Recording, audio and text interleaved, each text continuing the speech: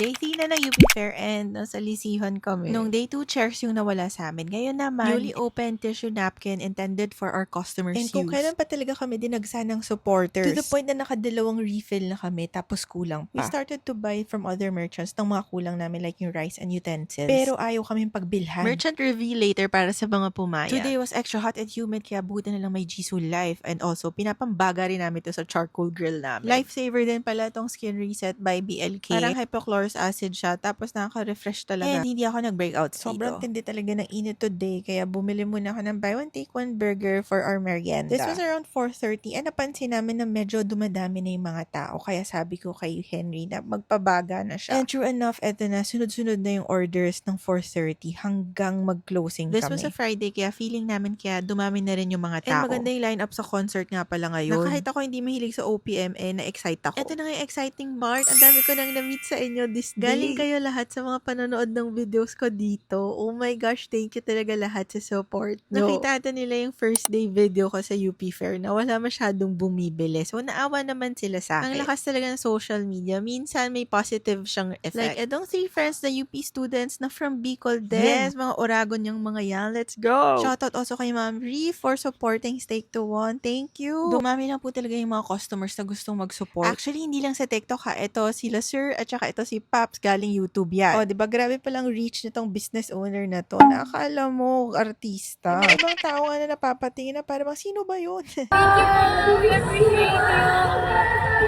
We thank you to try po. Yes. So, ito na nga, shout out to K-Egg kasi binentahan nila kami ng rice and kay Graysons dahil binigyan nila kami ng utensils. Ayun, please support them kasi hindi sila maramo. Although, diba, gets ko naman din yung iba. Then, nagpa-quick midnight snack lang din ako bago kami magsara. I just wanna say lang guys na hindi kayo mali ng sinuportahan. Kasi if you guys don't know yet, co-founder ako ng isang animal rescue organization called Strays to Oasis where we rescue, rehabilitate, and rehome the strays and nagpapa-stray feeding din po kami. So, that's all. Thank you. Bye!